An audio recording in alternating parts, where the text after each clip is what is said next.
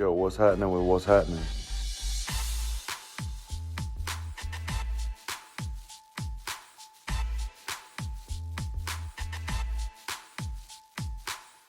Welcome to What's Happening. I'm Brad. I'm Fred. It's the show we talk about what's happening. What's happening with you, bro? Nothing much, man. Just hopped off a little course about wholesaling. Just trying to update myself again on it, get back into it, try to wholesale these properties. You trying to wholesale the property. Yeah, so I ain't hear that L in there. I thought you said wholesale. Yeah, okay. Nah. Yeah, that. Hey, I figured you. What, Mars gonna be the madam? I was talking about the garden tools, sir. I thought you had a Home Depot commission job. Don't look at me like that, bro. Yeah, okay. I'm sure I ain't the only one that thought that. Silly. Nah, that's what's up, though. That's what's up, man. Man, it's been a little bit of a day, but I'm not gonna complain. It's been a Monday for sure. Man, it's not only has it been a Monday, it's been the Monday. So we're gonna be all right though. I got a nice little event planned for tomorrow for work, so that'll be cool. I got to get out a little earlier than when I usually get out, but that means I'm gonna get home a little earlier than when I usually get home. So it's gonna work out. Be on the projector? No, I'm doing a print show tomorrow. A print show? Oh, that's your event. You gonna use one of the Epson printers? Yeah. Photos. Yeah. Do they supply y'all with a camera or something to use with it? I'm gonna be in a store doing it. With your phone or I'm just saying, what you gonna use to print? Like, what are you gonna print off? Oh, yeah. I'll probably just use my iPad. I got the Wi-Fi Direct set up on the iPad already, so it's just easier for that. So that'll be cool. But yeah, man, let's talk about your city.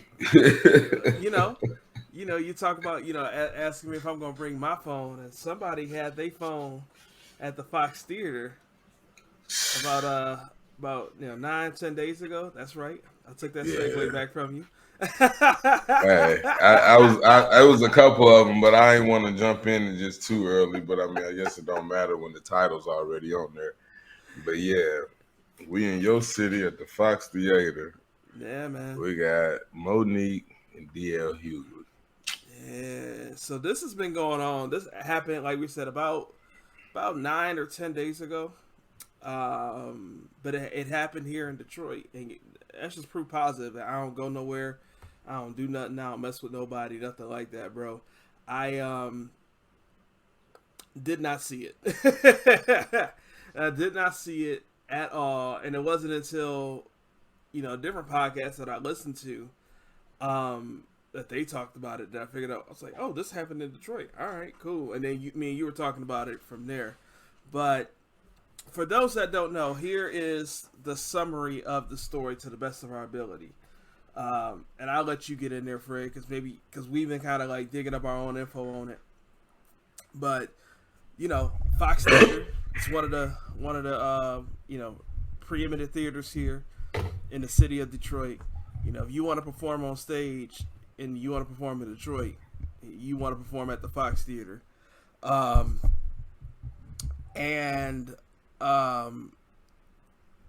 Mo'Nique, comedian, actress, award winner. I can't think of what award she won. An Oscar.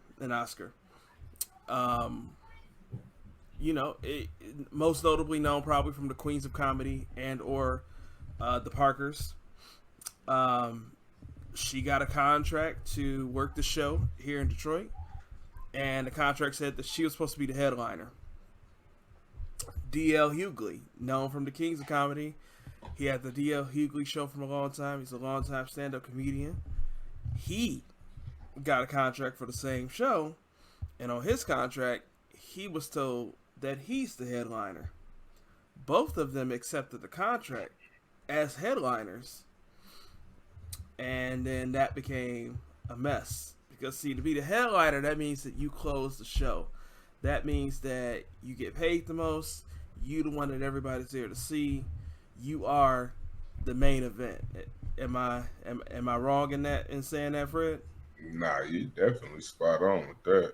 So, That's, I mean, any gig you want to be the headliner. You that top dog. You getting that top dollar. It all matters. You know what I mean? And when you in a profession that's competitive, you want that spot. yeah, yeah. So that happened, and Mo'Nique got on stage. I guess it was the way it was worked out. Again, this is all rumors. We don't really know. It's hearsay, I guess, more so than rumors. No, it's videos. well. With this part, the hearsay part is that DL Hughley said that if he wasn't going to be the headliner, then he simply was not going to perform, and that was going to be it. Now, nobody in the crowd knew none of that until Mo'Nique came out before she performed and let it all out and let the audience know, and somebody had their phone out and got some pretty excellent audio out of that clip. If you haven't heard it, I would encourage you to not now listen to the podcast, but I would encourage you to Google, Mo'Nique rant on DL Hughley or Mo'Nique DL Hughley. I Googled Mo'Nique rant, and it was about 3 or 4 selections down on Google where I found it. So she kind of went off on him. From everything I've read and heard, it seemed like DL Hughley did not know that happened while he was performing, and probably didn't know until after the show. And then a couple days later, he went on Instagram and made a post that says that, look at the ticket stub. The name on the bottom tells you who was the headliner the whole time, and all kinds of stuff. So, Fred, you've been looking into it. You've been reading it. You've been watching on it. What's your thoughts? What were you thinking? Well, one, I'm like, God damn, again? You know what I mean? Like, it's it's always something, it seems like, you know what I'm saying, with Mo, when she comes out with these rants against other, black individuals, that she wants to call out their name, air out whatever it is of her hardships or feelings, which, in reality, I guess in relationships, you're gonna have some hiccups in the road. There's gonna be some problems here and there, but at the end of the day, if you got to work with this person, or if you got to deal with this person, you should be able to hash that out, between y'all managers, some way of that form. You shouldn't spend, the greater part of your set with where you're supposed to be making jokes and using that to air out, your feelings. That's just not the time nor place for it. Now, because of where she did it at, they love a little bit of mess, They love for something to be stirred up. And she said that, during her speech, like, I'm home. I can say that, she reference to who she used to kick it with back in the day to make it known, like, she's been around for some time. But none of that really matters at the end of the day. What matters is you are literally here to do a job, a service. It's to entertain. And you did that. So, but am I mad at how you did it? Yeah, because it wasn't tactful at all. You know what I mean? It was very, very, displeasing to sit there and listen to, because especially when you got to come back and it's been going on for about 2 weeks and it's just like, tit for tat, tit for tat. But at the end of the day, DL showed his contract, and he let it be known that this is what I was booked for. I don't know anything about anybody else's contract. I don't get into anybody else's contracts. I book my gigs and I work my gigs. He felt like he went against his better judgment. And when you come down to look at it, he probably did. But I got to give kudos to him because he still went out there, even though he didn't know. He went out there and still did his set. Like, a true sportsmanship or a true entertainer should. And that's, even better. But at the end of the day, I think there probably was a misunderstanding as well that could have been resolved. But I think that's, through management. When you sign your contract or re-sign your contract, you know what I mean? It's not like, oh, you signed a contract and if they rewrote you a contract, you didn't have to re-sign. You have to re-sign. So everything should have been laid out. You know what I mean? So I had heard on one of the podcasts where it said that it probably was a thing where her manager came to her and said she was a co-headliner. She just heard headliner and went off with it. But Mo'Nique has had problems with multiple people as well. And like I said on a previous podcast of ours, my mama told me you can't pay 5 people to tell the same lie. So at what point does this not be DL's problem, not Steve's problem? You know what I'm saying? Hell, it's a list of them. Lee Daniels. Yeah, you know what I'm saying? Tyler Perry. It's so many of them, but at what point is it her? You know what I mean? When do she sit back and take the blame for her? Because at the end of the day, I mean, if you really, really look at it, and I look at it in this sense because a lot of some of our podcasts we hold people accountable for their catalog or, what they contributed. I mean, she's had a couple, great movies that she's played in, but let's just really be honest. I mean, she had a sitcom, which to me, she wasn't even the greatest person in that. Oh, she was definitely the best character in that. That's not the point, though. She was annoying as hell in that. I mean, but it is. You know what I'm saying? You saying that because you're going to look like Stanley Ogilvy in 15 years. That's why you saying that. Nah. Hey, I'm gonna be honest with you. If you want me to be honest with you, I think she became more problematic when she lost all the weight. You probably can go back on my Facebook. It was some years ago, but I posted. I preferred the big Mo'Nique over the small Mo'Nique. You know what I'm saying? Not that she's looked much different at this point. You know what I'm saying? I mean, you can tell she's lost a lot from, you know what I'm saying, back in the day, but she wore that weight with class. You know what I'm saying? Like she had a different attitude about herself when she was heavier versus, you know what I'm saying, now I think she's just more, I don't know, bitchy, it just seems like to me. And that, you know what I mean, might be just my personal take, but if you go back and look at her stand-ups, you know what I'm saying, the way she talked, the way she carried herself, she, you know what I'm saying, she to me, she had thicker skin. You couldn't hurt her because of her appearance or whatever, you know what I mean? Now, you know what I'm saying, she's so butthurt over, you know what I'm saying, every little thing, and she's trying to use, I think, different, I don't want to say trends, but different things that's happening in the actual world to help push, you know what I'm saying, some of her points, which, you know what I mean, it isn't a good idea because at the end of the day, you know what I mean, I don't think for what she's going after, it really fits the agenda. I get the point she be trying to make, but I don't think it really be hitting home for what she be trying to accomplish, if that makes sense. Woo!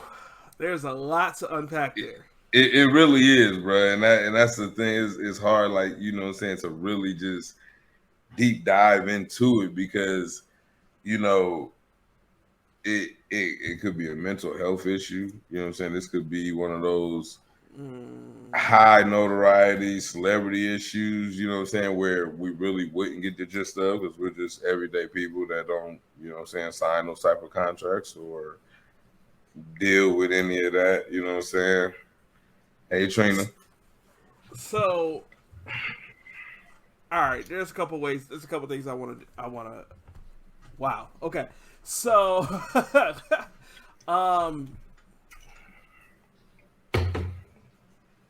this story is a prime example of the world not being black and white.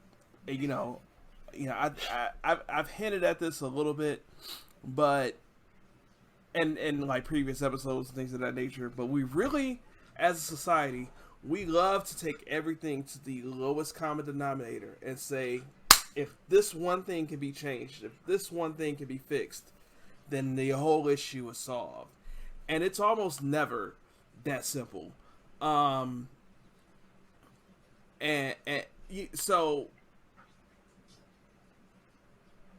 I think that Mo'Nique is 100% justified in the way that she feels about this. Did she handle everybody it has in the the best right way? to feel the way they want to feel. And did she handle it the best way? Maybe not. But that's why I say the world isn't black and white. So here's the thing. Her contract did say headliner. She put it out there. Her contract said headliner. Didn't say co-headliner. Didn't say she heard this and believed this. No. The booking organization for this show gave them 2 contracts as a headliner. And, you know, I think back to the story that I shared about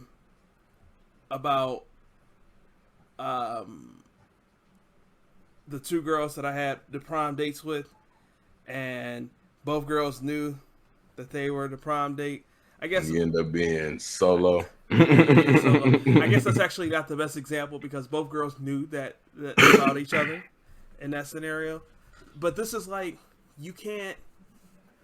All right, a better example is one of my favorite TV shows is The Office, and there's an episode in season 2, and at that point of the show, Michael has this weird flirtatious relationship with his boss, Jan. These are characters, and Jan is just like pushing it away, but like something has happened at this point in the show. We don't know how deep and how far they've gone, but something has happened. And Jan is like pushing away from him. And this is the end of the season, and they're having a casino night for the office. They're raising money for Boys and Girls Club or Boy Scouts. Doesn't matter. Anyway, Michael invites Jan. Jan says, I'm not going to make it, right? Then Michael also had bought a house and kind of reconnected with his realtor, and they get into this flirtatious relationship. He invites her. She says yes. As soon as she says yes, he gets a voicemail from his boss saying, yes, I changed my mind, I'm going to come. So now he's in this situation where he has 2 dates. And rather than manning up and saying, hey, you know what? You didn't answer back first in time, this, that, and the other, whatever. I do have another date now. He tried to like keep them apart from each other and make them kind of go at each other. Or not make them go at each other. He tried to keep them apart and tried to make it work just for the night. And this promoter, if you have one job to offer with regards to being a headliner for one show, you make that offer, and I mean, you just gotta go for it from there. I doubt that's what it probably boiled down to. You know what I mean? I think a better scenario or analogy to put to it would be more so to think of it in a scenario of for instance, we worked for said company, and they basically lost a contract or bought out, however you want to slice that pie. So they made it seem like everything was good the whole time. You know what I mean? Like when this transitions happen, you're not gonna lose any money. You know what I mean? Everything is gonna be smooth. Yeah.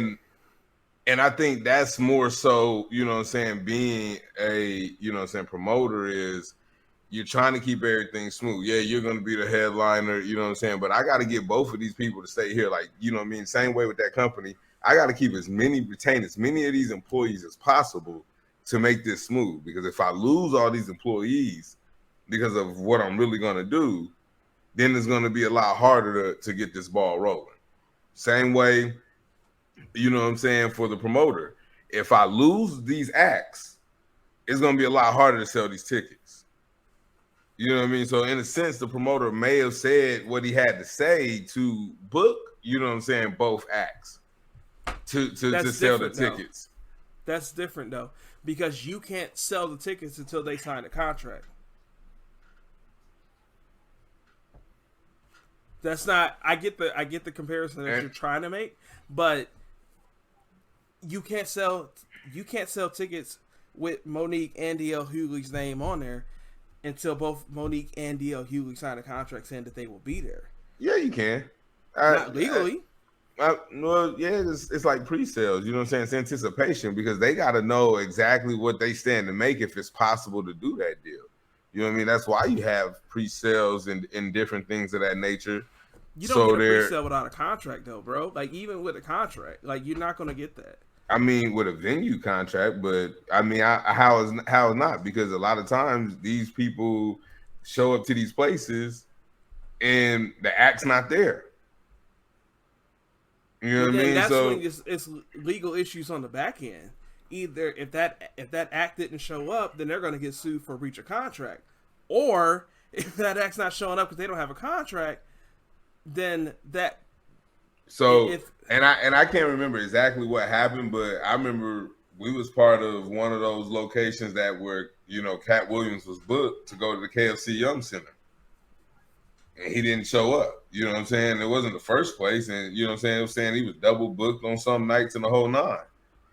And it happens. You know what I'm saying? Like it's not always, just as simple as saying, oh, well, we had a contract. Well, two people had a contract, maybe. You know what I'm saying? For the same night. There's different scenarios. Not in this situation, but I'm just saying scenarios you could book a venue and book an event and the person not show up, you know what I'm saying, and you not have a contract or they not be sued, you know what I'm saying, on the back end. That's just no. Whatever deal that Fred Scott got going on in Kentucky ain't got nothing to do with Brad Robinson in Detroit. If I book somebody to come work in Detroit and they don't show up for me and I got a contract, I'm suing them. Like, and I'm going to have the legal right to, because so like to say that, like, but also like if I start advertising and making money off of a show, because if I say,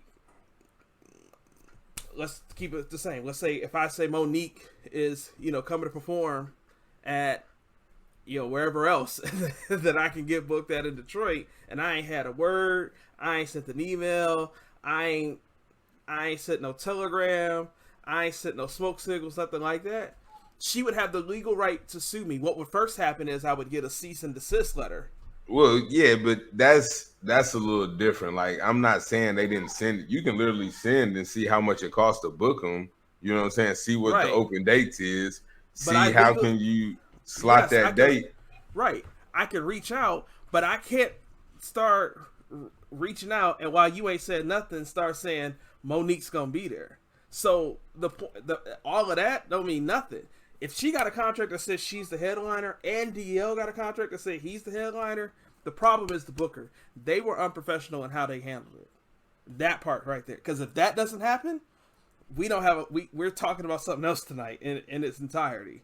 So, like, that is like problem number one of this whole situation. Problem number two of this whole situation is, to a certain degree, it's how she handled it. So the one thing you said is I think you said you had a post on it somewhere about how you like the old Mo'Nique versus the new Mo'Nique, right? Mm-hmm. You know, people evolve, and that's something that like I've noticed with myself. It is that like I'm a little bit more. I'm gonna tell you what I got to say.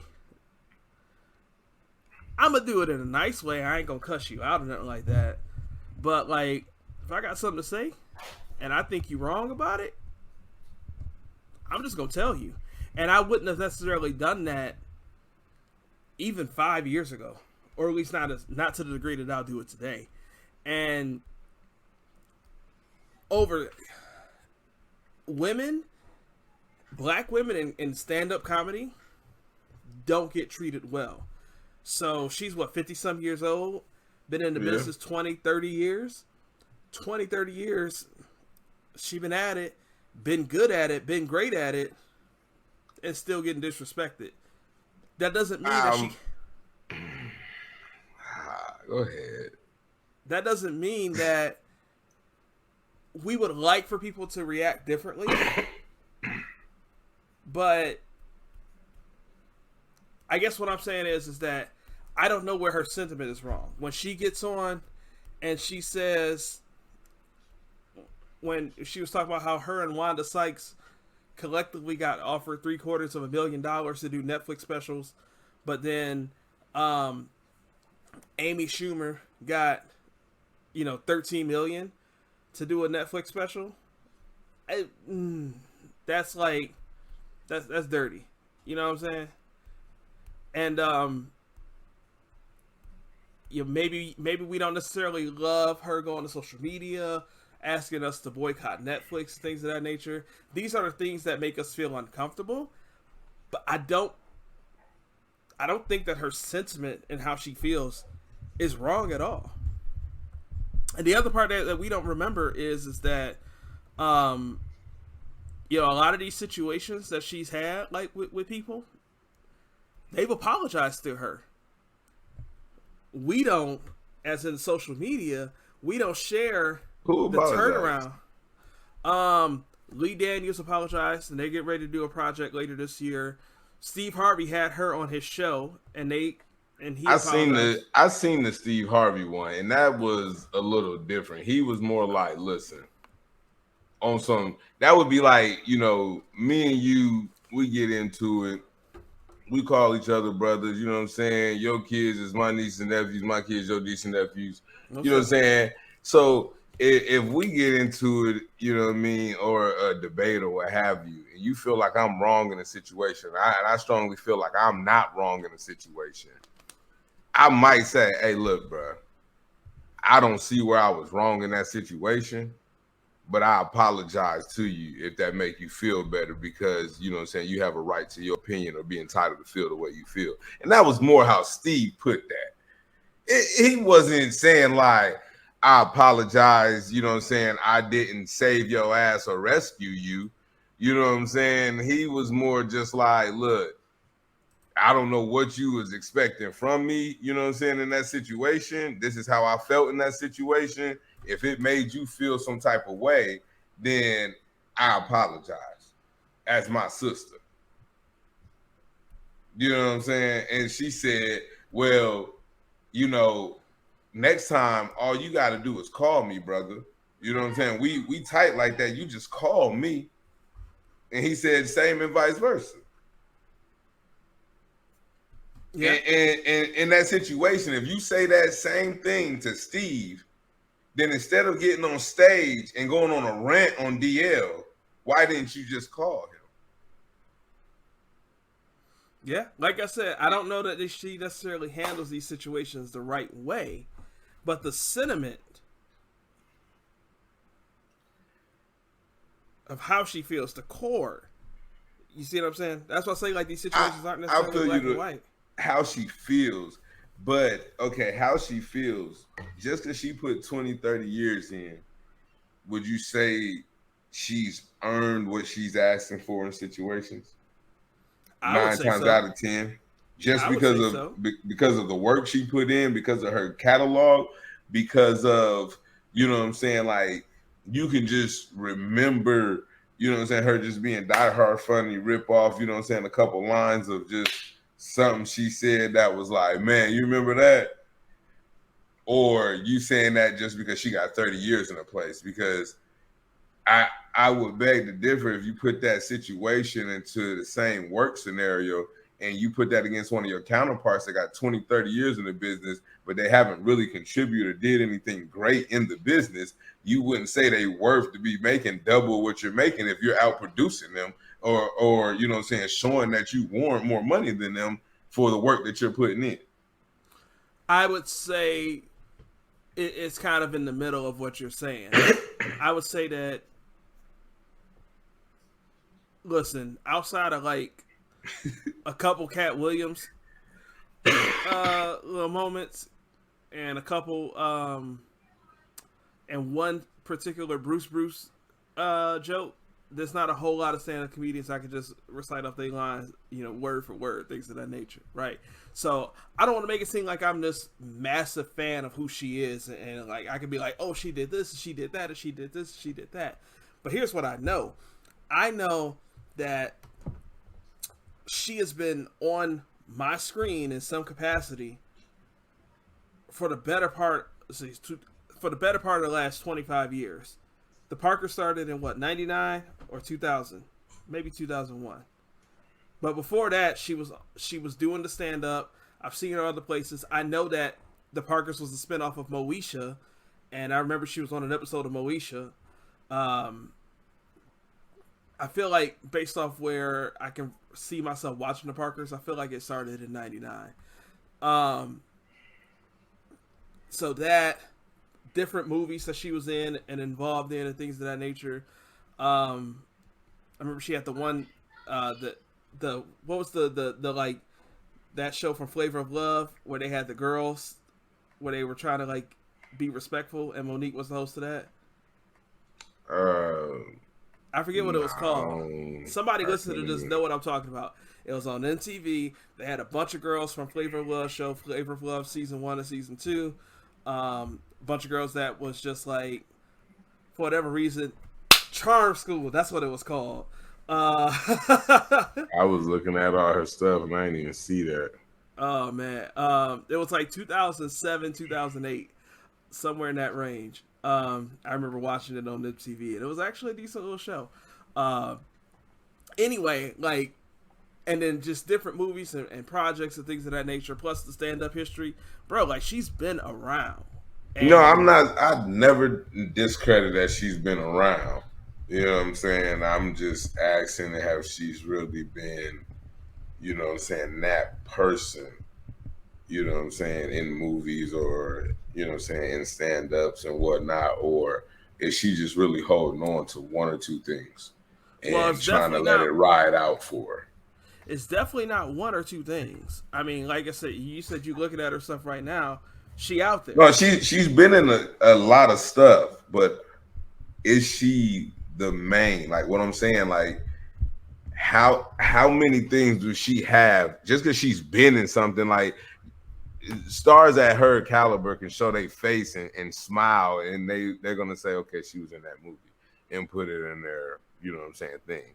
I'm saying, like, having like a prominent role in most of her movies and shows, you know what I'm saying, would you say? I would say she's Mo'Nique, and anything that she's in, like, adds value. Yeah, because and like I'll of give who you she that. is. I can give you that, you know what I'm saying, to a certain degree, but I also think depending on who she's in there with, she can be very easily overshadowed. See, and I feel like anything I've seen her in, like, she sticks out. And I'm not like a movie critic, TV critic, nothing like that. But like, she's gonna stick out, I guess. But like, there's levels to this. Is she an A-list celebrity? Probably not. Probably not. No. But I probably say 25 she a years in the B-list game. celebrity. 25 years in the game, and you know, I'm just, it's top of mind now. Like the Amy Schumer thing again, like making a video on social media asking everybody to boycott Netflix. Maybe not the best look, Right. but I can't make sense out of her getting offered 500,000 and Amy Schumer getting offered 13 million. That don't make sense to me. It's probably gonna be more so in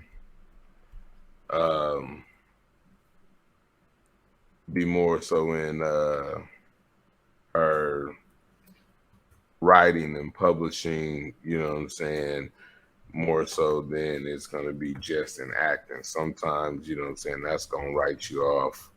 So, but then going back into that situation, she was told that first off, they tried to like compare to like, and I'm vaguely remember the situation. This was 2018 that this happened, but it was like Dave Chappelle got offered this crazy amount of money, and she was like, I'm not. She was like, I'm not coming at that. Like, that's a legend. Like, I get that, but like, and she's like, I'm not mad about Amy Schumer getting 13 million. I don't want that to be the thing, but. And then they were like, well, it's not about the resumes when it came down to Dave Chappelle and whoever else. They told her, it's not about the resumes, it's because they're legends. Okay, what's Amy Schumer doing? They're like, okay, well, she's got this movie coming out, and she did this. And she's like, okay, that's the resume. So if it's about the resume, like, you can't, it don't math. Yeah, and that's not even like an insult on Amy Schumer. So look. Isn't Mo'Nique like 15, 20 years older? Even if she is, you know what I'm saying, I guess just looking at it from IMDb, just being an actress, Mo'Nique got 33 credits, Amy Schumer got 29. From a producer, Mo'Nique got 8 credits, Amy Schumer has 15. From a writer, Mo'Nique has 3 credits, Amy Schumer has 12. Soundtrack, Mo'Nique has 1, Amy Schumer has 2. Thanks, Mo'Nique has 2 credits, Amy Schumer has 4. Self, 127 credits for Mo'Nique, 135 for Amy Schumer. Archive footage, 9 credits for Mo'Nique, 37 credits for Amy Schumer. Also, cinematographer. Cinematographer.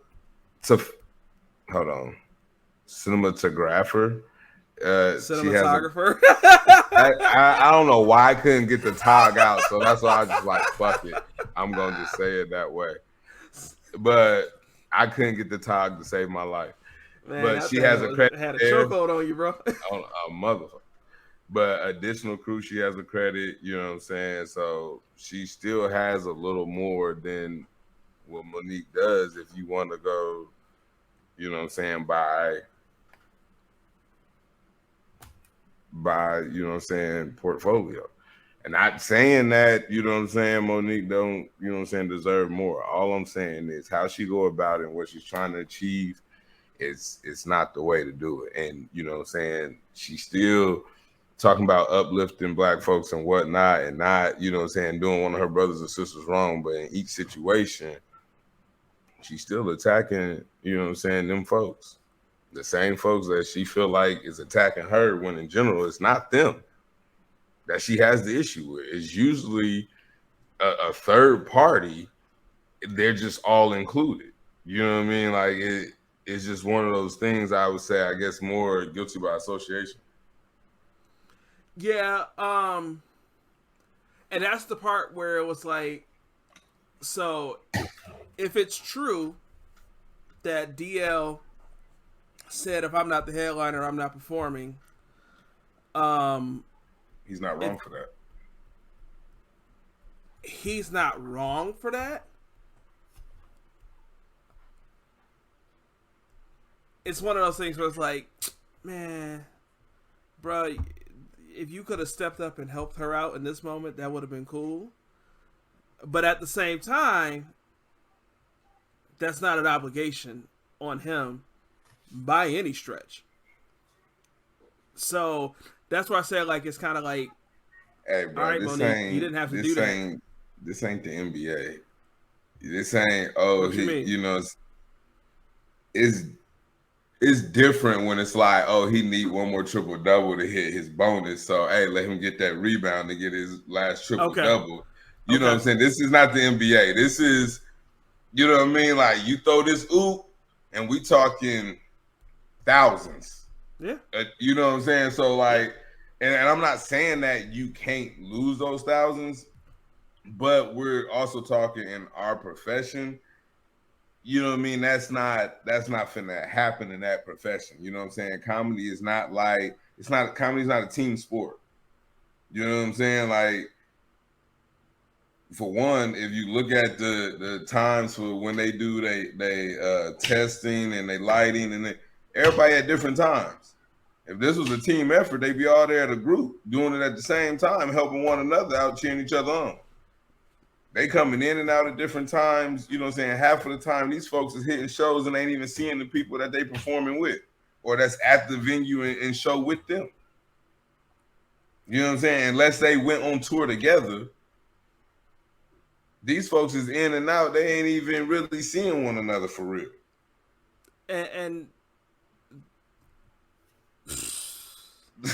this is like that. This is a lose-lose situation because, like, I'm thinking about like DL. If DL said, "If I'm not the headliner, I'm not performing." What if Mo'Nique would have said that? What if she would have said, "If I'm not the headliner, I'm not performing"? DL probably say, "Okay, cool." Now I ain't even got to say that I got to be the headliner because there ain't nobody else finna even try to, you know what I'm saying, top that pedestal. I guess let me look at it this way. Let me put it this way. What if she said, "If I'm not the headliner, I'm not performing," and that info would have come out? How would we look at her? If the whole stage rant doesn't happen, how would we look at her and say, "Well, people would say you had an opportunity to make money and you threw away money because of your ego"? Listen, if you want that spot, if you want that type of money, you have to produce that type of content. You have to produce, you know what I'm saying, those type of numbers. If you are not, I don't care how much, especially in the realm of work you are in, it's about relevancy. You know what I'm saying? So if you can't stay relevant in your arena to that top tier, to that LeBron level for 30 years, you know what I'm saying? Even though he ain't got 30 years, but I'm making that reference. You know what I'm saying? Then you can't expect to override somebody in these situations. But that's when we go back. That's when we go back to the contract piece of it. She had a contract that said she was the headliner. It's a lose-lose situation for her. Listen, if so, then that's on her manager to be trying to figure out when they, you know what I'm saying, seen the listing on the ticket stub, said, "Hey, I thought we was the headliner. Why we ain't at the bottom?" If it's on the marquee, you need to send your team out to have somebody send a picture back of the marquee to see how is it being promoted, and then say, "Hey, I got a picture of the marquee and my name's not at the bottom as the headliner. What's going on?" That's probably how we got here, because you don't put that name on the ticket stub until you have a signed contract, or else you get into cease and desist and you get into other lawsuits and things of that nature.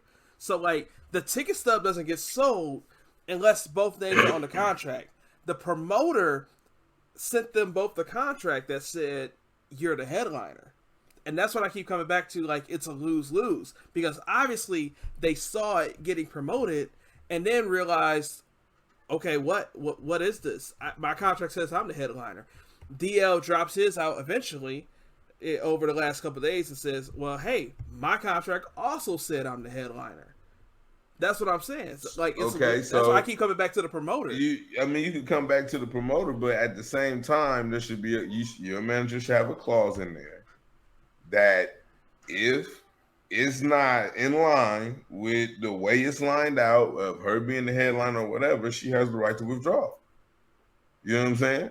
And therefore she could have done that as well. But to go out on stage and, you know what I'm saying, air out some, that shit that ain't nobody know nothing about.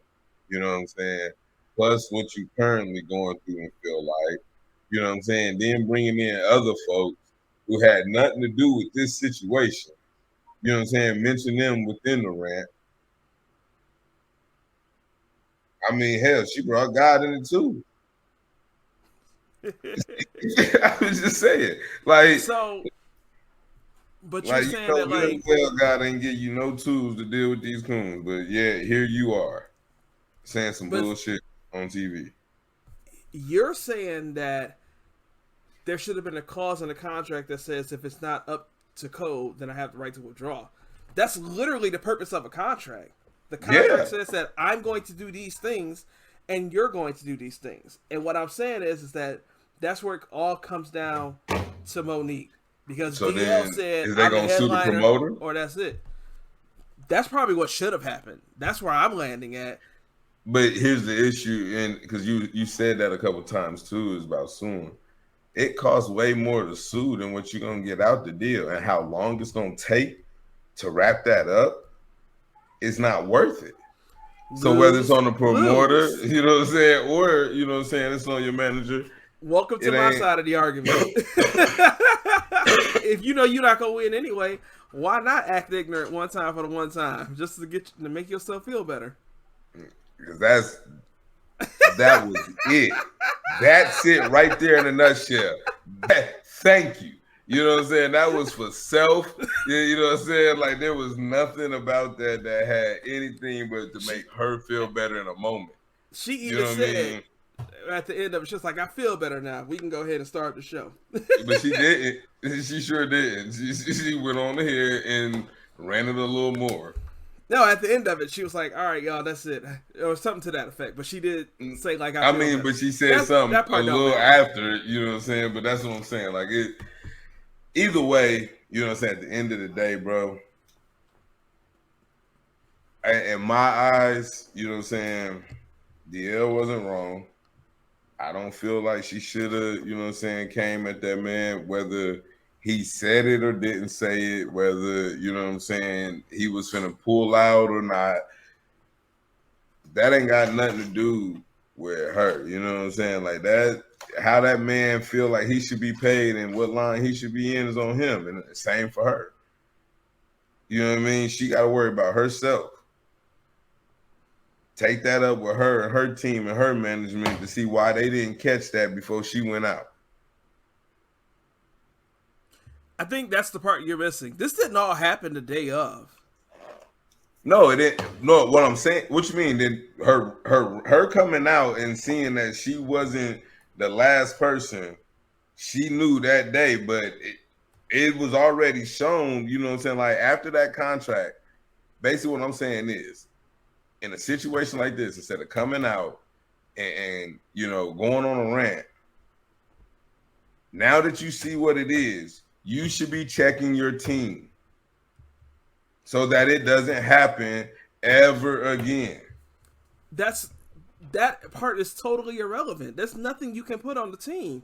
It's a contract. They got a contract saying these are the things, and she signed that contract. So therefore, you can't blame her team.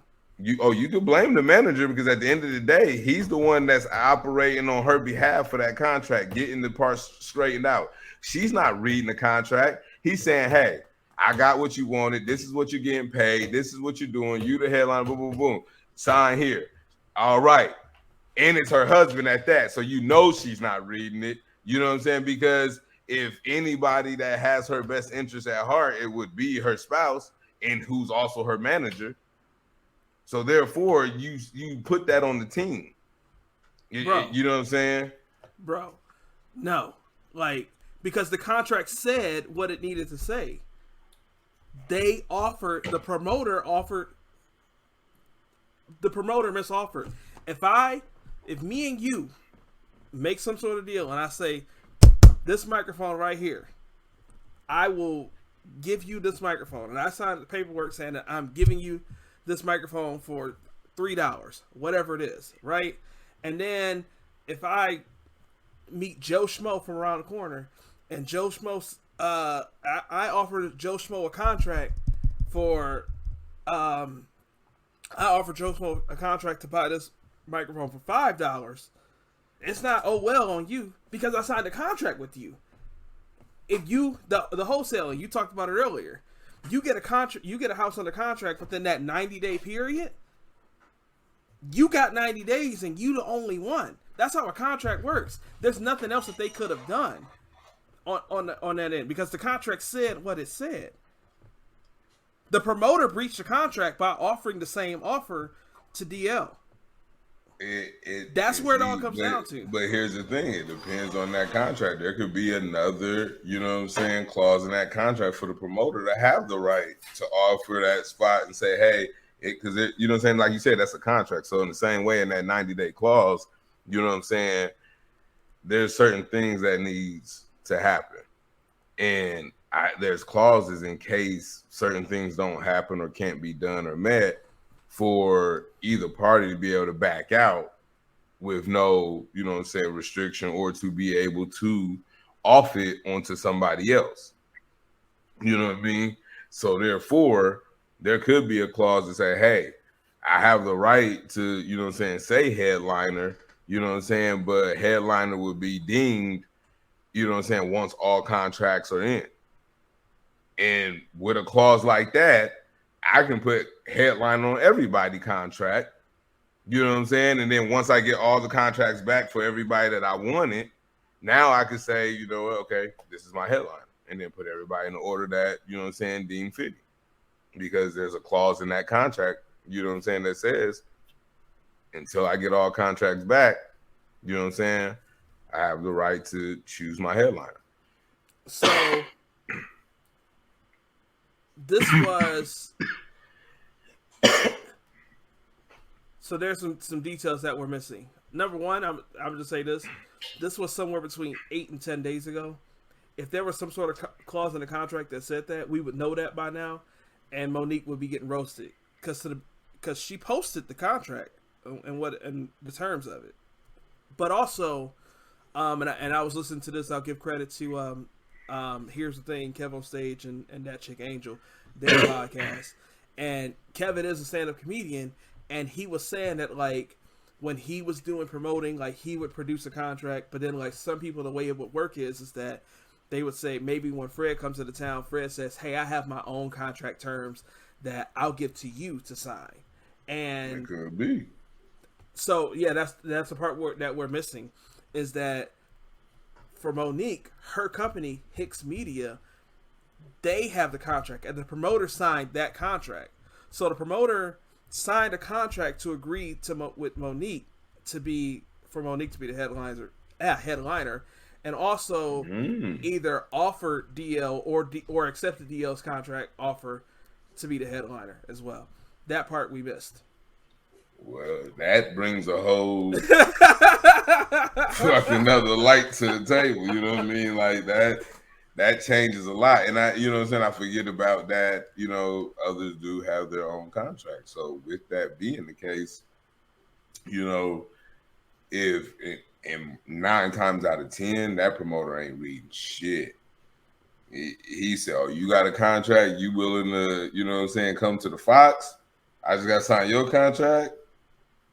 That mother probably signed with the quickness. Like, oh, yeah, I got a chance to sell out the Fox, y'all.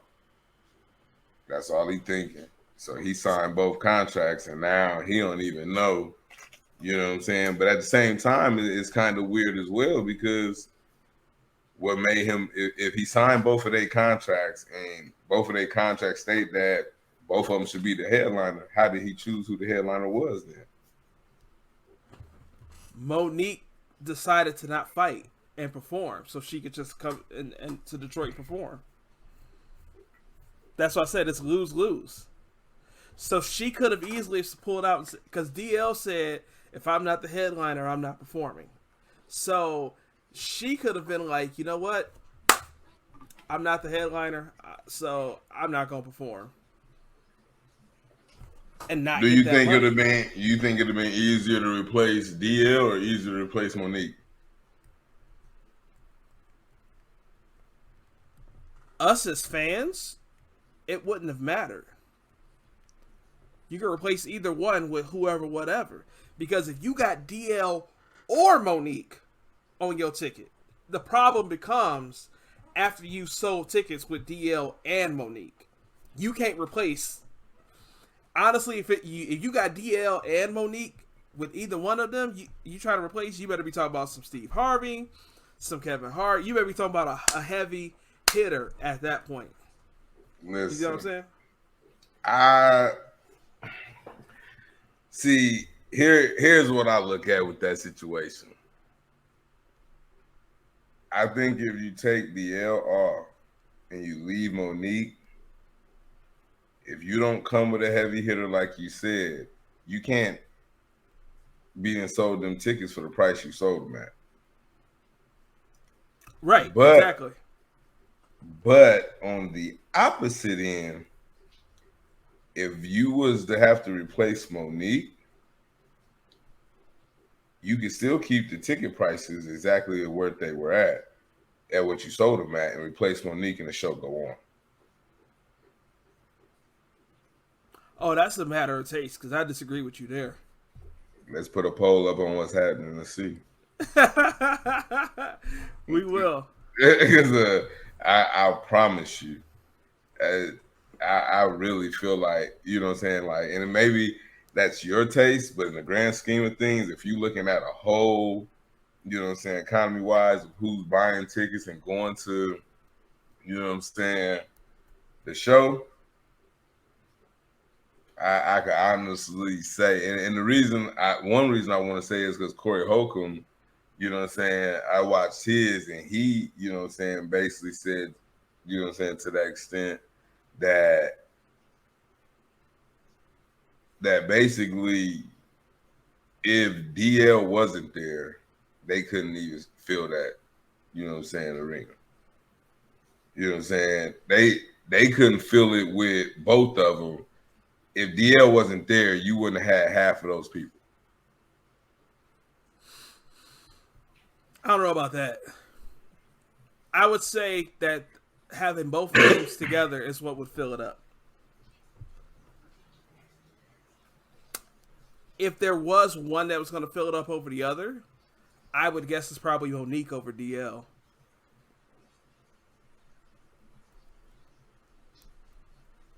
Yeah, I don't know. I mean, that's why I said I think we're talking about a matter and I mean, it's probably a lot of matter of taste, but you know what I'm saying? Because the thing is, for me, stand-up wise, DL is not, you know what I'm saying, to me, all that funny. He roasts people better than he does stand-up comedian.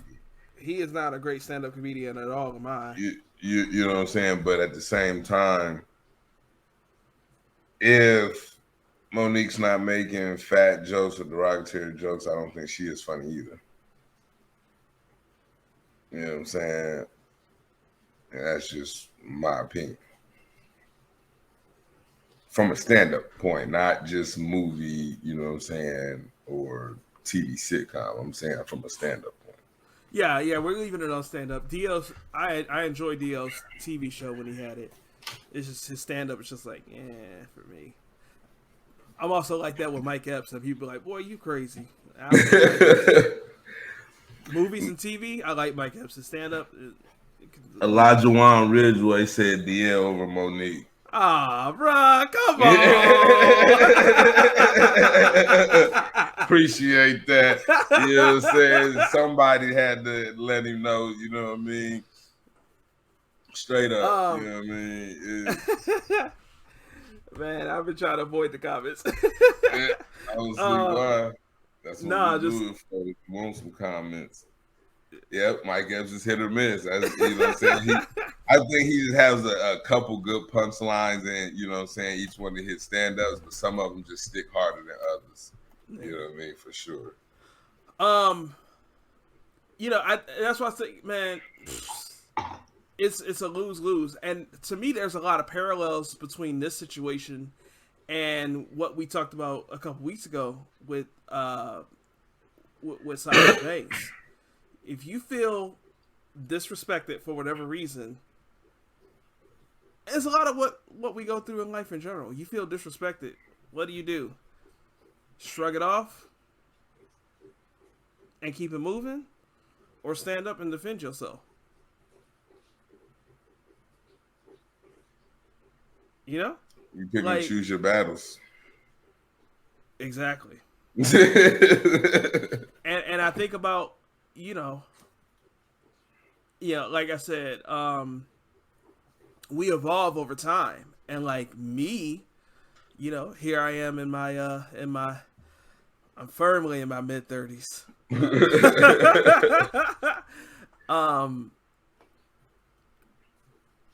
And like I know that just how I am these days, I'm more likely to go ahead and pick that fight than I am to like, you know what, it's cool, I'm gonna just walk away. Like I'm just more likely to pick that fight.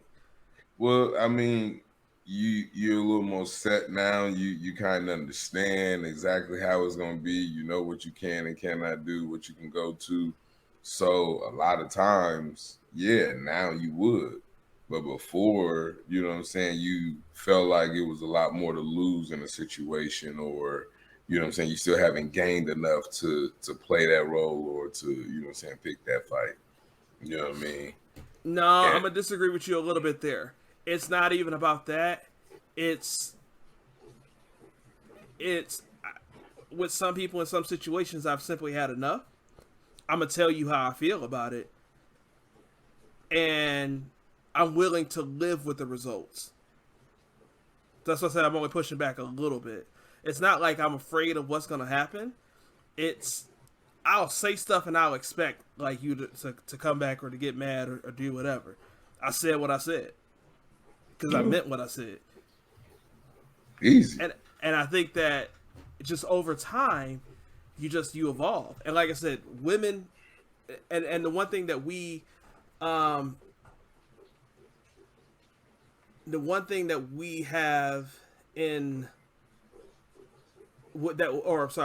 thing that we can't relate to is that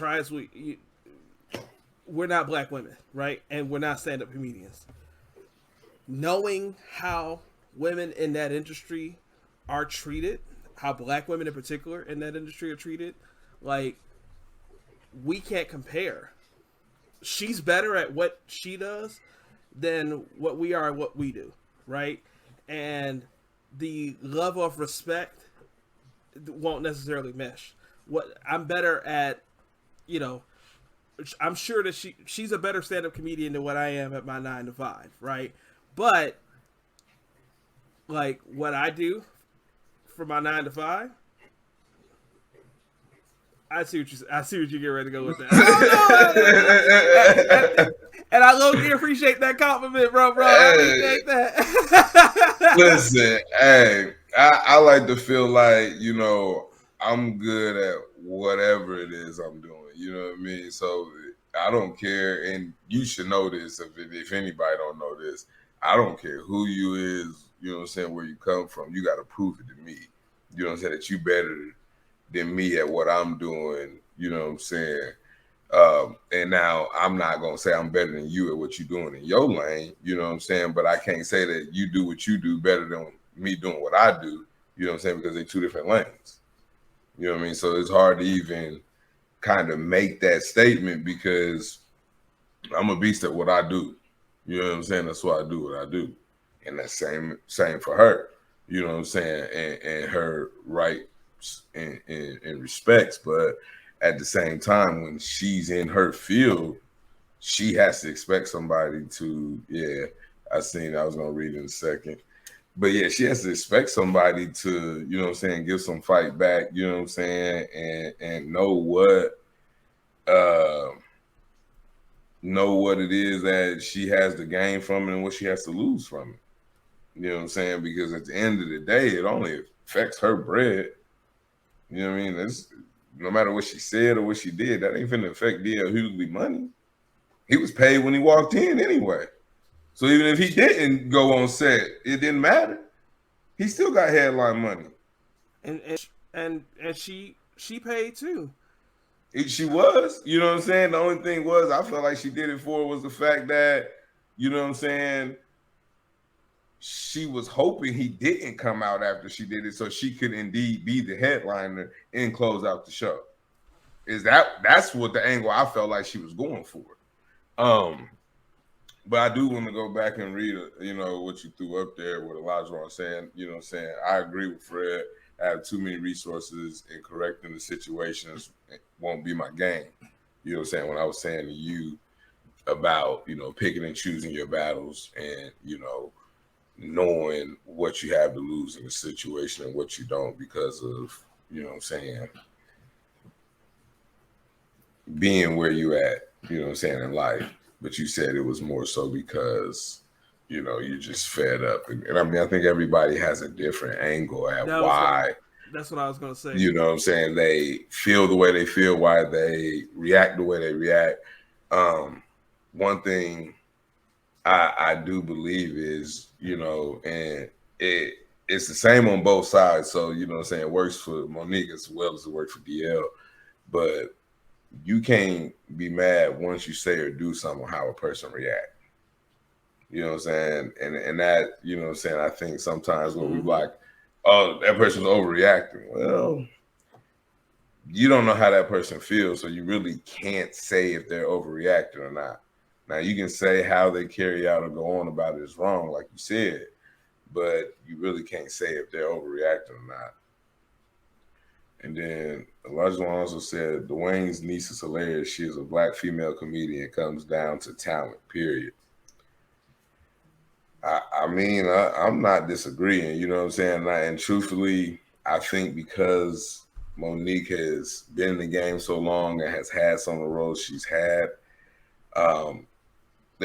and with women not getting the light in this, genre of being an artist as they should, I think there's some that's probably out there that'll give Mo'Nique a run for her money, or probably even better that we just don't know because they don't have the light shining on women in this arena, you know what I'm saying, like they do men. You know what I mean? It's quite a few women stand-up comedian. I'm pretty sure there's some that'll give her a clean run for her shit. Listen, I've said to you that maybe and this might sound arrogant, and maybe I shouldn't say this on the podcast, but I'm gonna just say it since I'm here now. I feel like our show is better than a lot of the shows that I listen to. I mean, you're entitled to that. We just ain't got the exposure yet. And sometimes that's all it is, you know what I'm saying? Being right place, right time, just right person seeing it, you never know. You know what I mean? It can always happen. So at the same time, though, one thing Mo'Nique has to understand, this is all numbers. And numbers don't lie. If they ain't trying to pay you that money, you ain't did nothing to prove you worth that money. You know what I'm saying? And I ain't saying with this situation, I'm just saying with most of her situations, is coming down to, you know what I'm saying, pay. She can say it's about, equality or whatever, but at the end of the day, it's making a difference in the numbers in the pocket. And these people know numbers pretty well. They run them very good. They have some of the greatest software in America to know what's going to work and what's not. You ain't hit that threshold. No, I'm going to push back on you a little bit on that because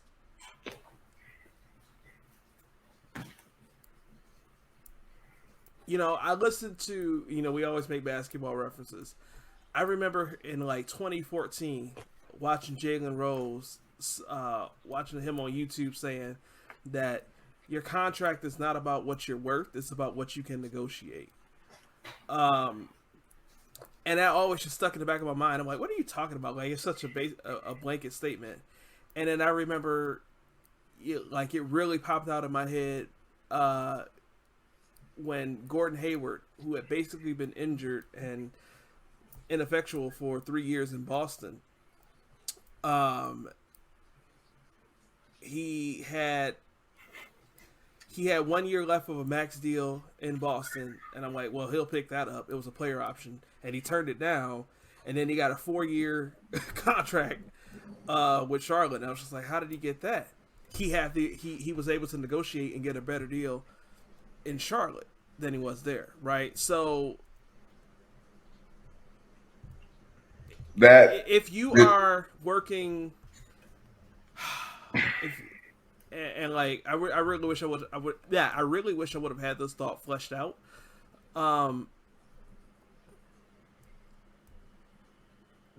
When it comes down to it, if you know better, you could demand more. So, all right, here's a better scenario.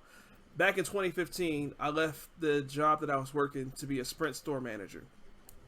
It was this convoluted situation where they would only promote from within, so I had to get hired in as an assistant manager and then work for like 3 weeks, and then after 3 weeks, I got promoted to being the store manager. So that way, it was an internal promotion, right?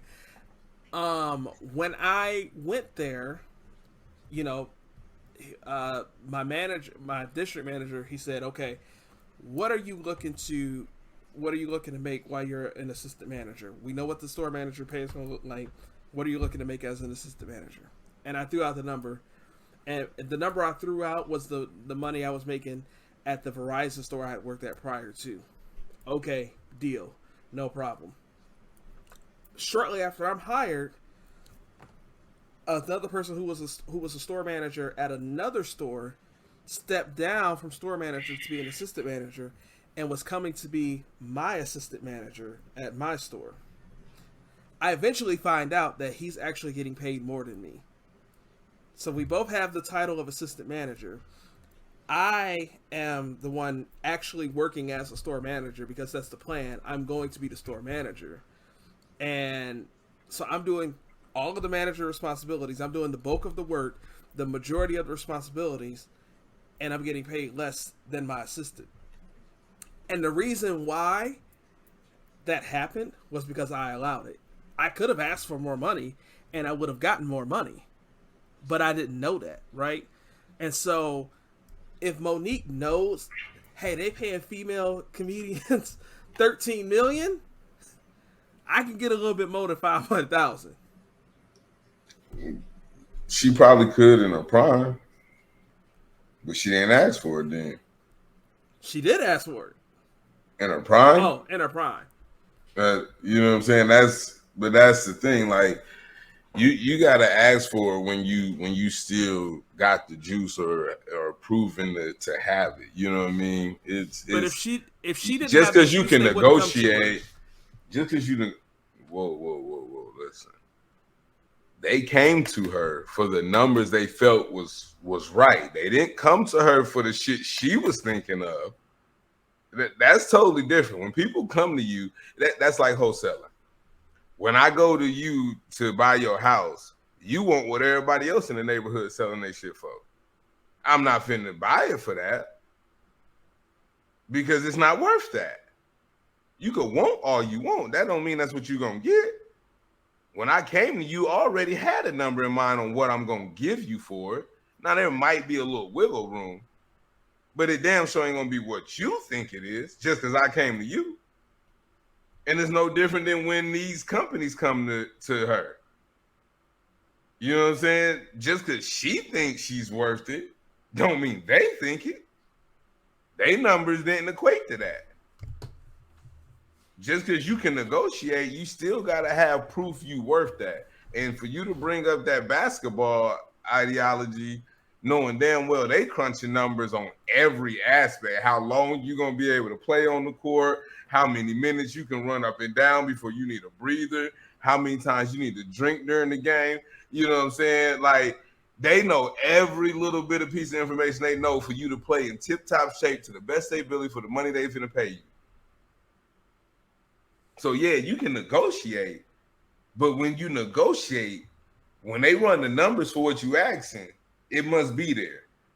Now, there is some rare occasions where some of these teams will go out on a whim on some of these people, but them chances was like, you know, that was 90s ball type shit when the numbers, they ain't have all the software to run them type of numbers.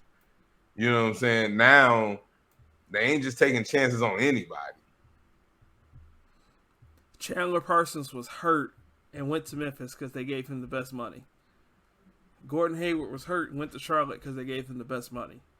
You get what you negotiate. And if she felt like she can get more, they you watch bet on yourself. They watch Gordon, they watch Chandler. they knew, you know what I'm saying? They knew, yeah. You know what I'm saying? I ain't putting that one on video, dog. What? All you said is your house may be in the neighborhood, but if your house is dirty and the sink is broke, you ain't gonna get the same price. Mo'Nique is a trash house in a good neighborhood. You know what I'm saying? That's perspective. You know what I mean? Like that. You can't be mad. You know what I'm saying? At somebody else's perspective. And that analogy doesn't even work. Going back to the same Sprint job that I was just talking about, they sent the guy up from California to train me. And we got to talking about houses. And at that point, I was living in the house and my rent was $650. Yeah. And then he was like, wow. Because he lived in California. One bedroom is $1,400. He had a studio apartment for $1,800. So you get what you negotiate. You can ask for $1,800 for a studio apartment in California. And this market, that was years ago. In this market, you probably get a good $2,800 for that joint now.